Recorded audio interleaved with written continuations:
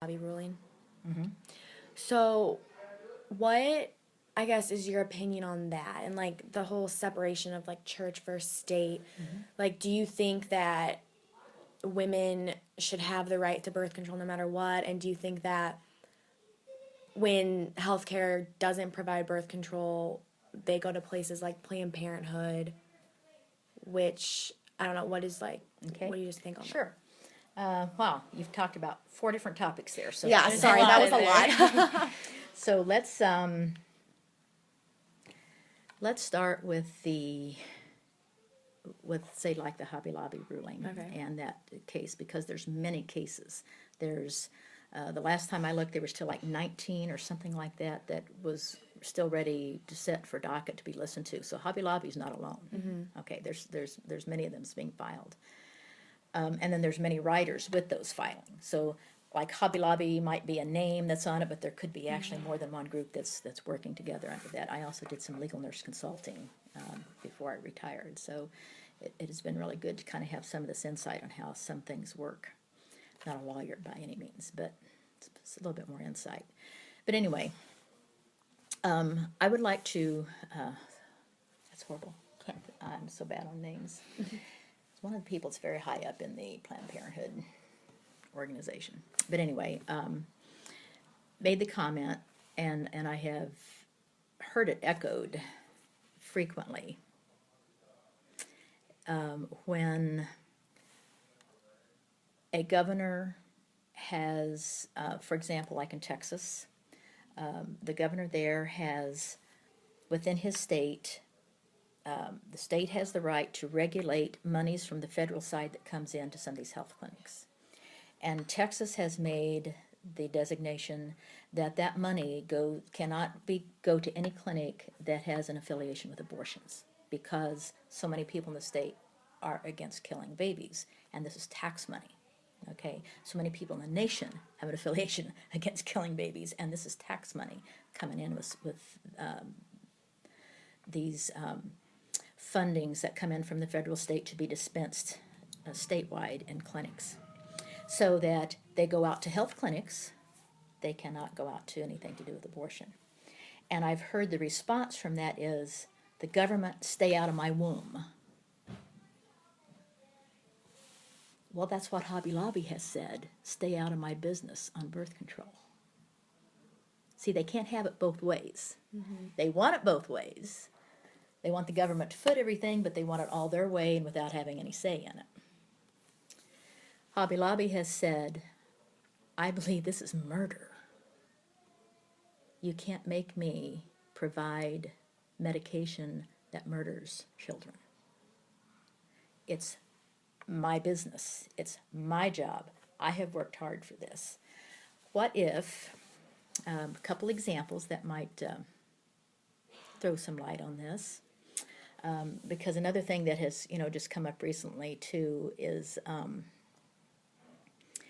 really has nothing to do with the birth control or abortion issue, but it has to do with the federal government and separation of church and state. Again, you can't have part of it and not have all of it. Number one, they need to go back to the writings of Thomas Jefferson and see what he meant by that. And what our First Amendment, or what our Constitution and our First Amendment say about this. It says the church, the state cannot form a church for the state, cannot make the country under this regulations, and it cannot prohibit the individual's rights thereof. The separation of church and state was to protect the religious person from people trying to make them do things against their religion. And yet somehow we in our society is trying to turn that around to say the state can hush the religious person and not let them execute their faith in the public arena. That's not what it says at all. They need to go back and look at the Constitution and read it very clearly. And that's why they're winning, when you really look at these things very deeply. Now, the other thing is, where's the government coming off telling me what I have to do or not do in relationships to my faith? Number one, choosing birth control is not medical, is not a health condition. That is a life choice. Okay? Having a baby is as natural and normal as can be. It's not a medical problem. Okay? For a long time, insurances didn't cover birth control, even before this was all an issue, because it wasn't a medical problem. Again, I worked in nursing for over 30, I actually going on 40 years. All right? So the only time it's really a medical problem is if there is a complication in the pregnancy. Then the complication it would be dealt with by insurance. But having insurance pay for birth control, honestly, number one, it's not a medical issue, it's a lifestyle choice. Okay? It's kind of like I could have insurance that cost me this amount and drive an old beat up Volkswagen Bug, and it only cost me this much. But if I want to drive my new Jeep, it's going to cost me this much because it costs more in case something happens to it. Should I make the government pay the extra price on my Jeep because I want to drive my lifestyle choice? Okay? Right. There's a lifestyle choice. Now, people say, well, but pregnancy, if you don't have sex, you don't get pregnant. And most of our crisis pregnancies are out of wedlock pregnancies. So where do maybe we need to focus our energies on is helping making good lifestyle choices and things that way. So that's kind of one issue of it. Let's see, what's one of the other things? And again, so the women want people who, and especially when you look at the Affordable Health Care Act, and I have been one to make this known ever since it was coming out, because I did some very deep reading, and I'm talking about stacks of reading, that buried within a lot of this is abortifacient treatment.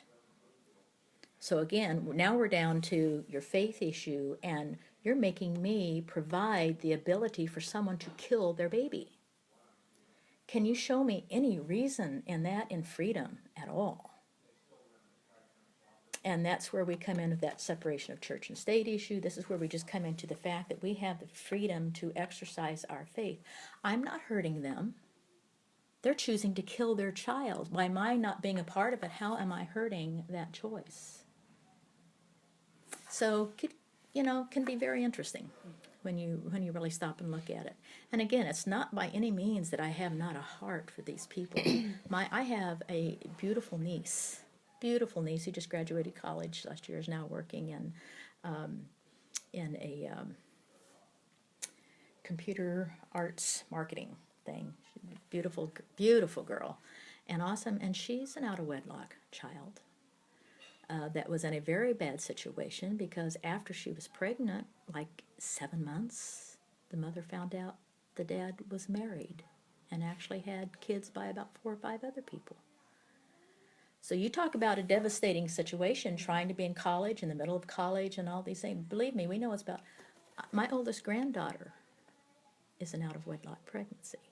So I understand very much so what is needed to help with these things. And the thought of her not being here, her precious life, she's such she's a 6-year-old who is so exciting and loves life so much and is so intelligent and is going to have so much to offer. And to think that she just would have been torn apart and pulled out of her mom's womb, potentially. So I do understand. So I don't say these things callously by any means. I do not want women to have to go through those things. And there's many ways that we have so much help out there.